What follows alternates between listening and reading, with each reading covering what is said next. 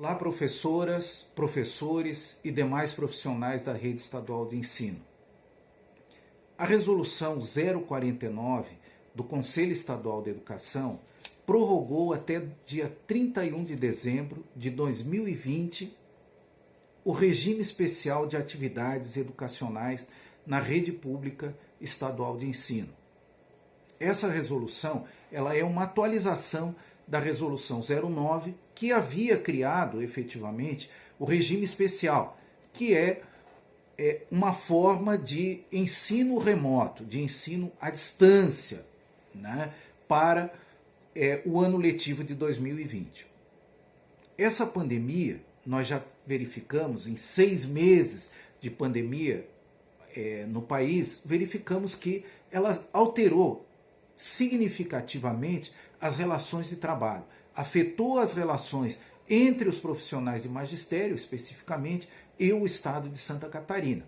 Né? Nós já vimos, no início da pandemia, né, a resolução 010 do Conselho Gestor de Governo suspendendo vários direitos. E aí lembro, a progressão funcional, o pagamento do adicional por tempo de serviço e também o pagamento do adicional de férias. Agora, esta resolução que estabeleceu o trabalho remoto, ele traz outros problemas para a categoria. E aí, alguns questionamentos têm sido levados à assessoria jurídica do SINT, né, relacionados a esse trabalho remoto. E eu cito alguns, pessoal. Como ficaria a jornada de trabalho dos regentes de classe e dos profissionais da educação em tempos de pandemia?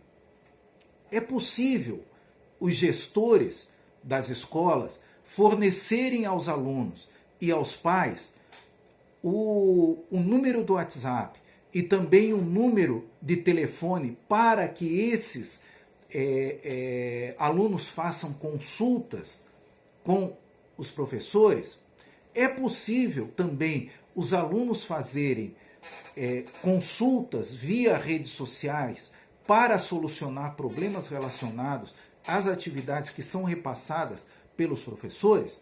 Essas questões a gente vai tentar resolver nesse vídeo, vai tentar esclarecer nesse vídeo, né, breve, curto, para tentar sanar essas dúvidas que são importantes para o magistério. O meu nome é Marcos Palmeira, eu sou advogado da assessoria jurídica do SINT. A Lei Complementar 668 de 2015 estabelece as jornadas de trabalho para os profissionais regentes de classe. Nós temos 3 tipos de jornada de trabalho distintas. 10 horas, sendo dessas 8 horas aula. Nós temos também 20 horas, sendo destas 16 horas aula, e 40 horas, sendo que destas 32 são horas aula. Ou seja, este é o tempo que o professor ou a professora regente de classe tem de interação com os alunos e de atividades adicionais preparatórias às aulas, ao período de regência de classe.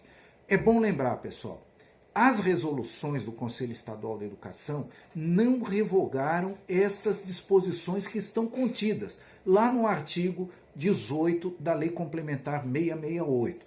Por isso, é uma diretiva para os profissionais de educação reconhecer e assumir que o tempo que eles têm disponível para o Estado e que corresponde exatamente à remuneração que eles recebem, são aquelas horas estabelecidas contratualmente, ou seja, 10, 20 e 40 horas. Este é o tempo que o professor e a professora devem disponibilizar da sua jornada diária a sua jornada semanal para o trabalho remoto. Por isso é importante destacar que, muito embora o trabalho remoto tenha modificado as relações de trabalho entre o Estado e os professores, isso não significa que o Estado pode exigir jornada de trabalho além daquilo que está estabelecido contratualmente. porque ele tem um limite remuneratório relacionado com as jornadas estabelecidas em lei. Então pensem, professores, sempre nisso, né? O compromisso que vocês têm com o Estado, mesmo na atividade remota, continua e está sendo delimitado por lei. Outro aspecto que nós temos verificado nas nossas as consultas que nós temos recebido está relacionada à atividade de alguns gestores disponibilizando canais de WhatsApp e até mesmo telefones celulares para os professores, né?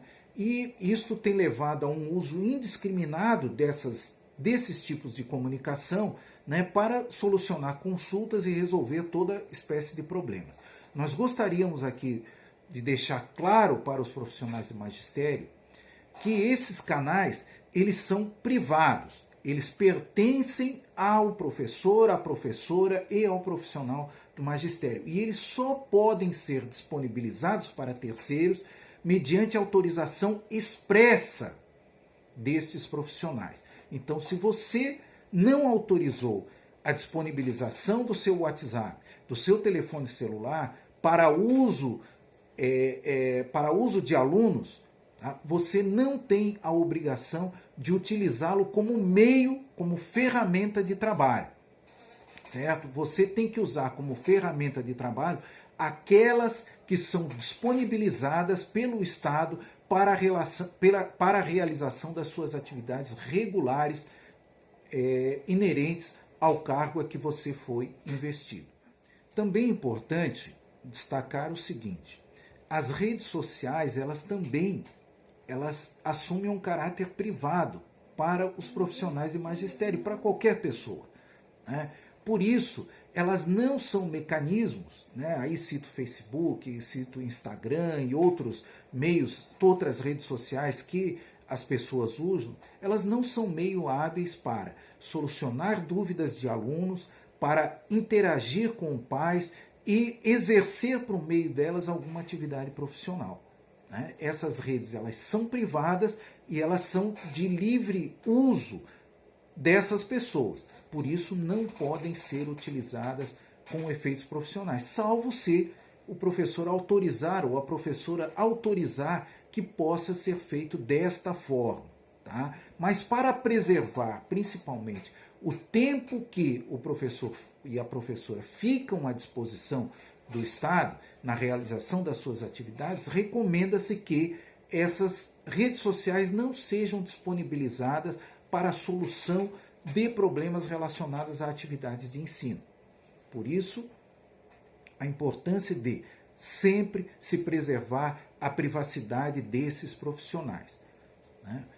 Lembro que, para finalizar, que essas mudanças que estão ocorrendo nas relações de trabalho entre professores, profissionais, professoras, profissionais da educação, elas, se nós não enfrentarmos elas com o devido critério e procurarmos preservar nossos direitos individuais, direitos sociais e direitos econômicos, elas podem realmente se cristalizar na categoria, elas podem se transformar em regras que possam vir a ser adotadas nos próximos anos letivos, certo? Então lembre-se disso, fique em casa, mas não se esqueça de lutar pelos seus direitos.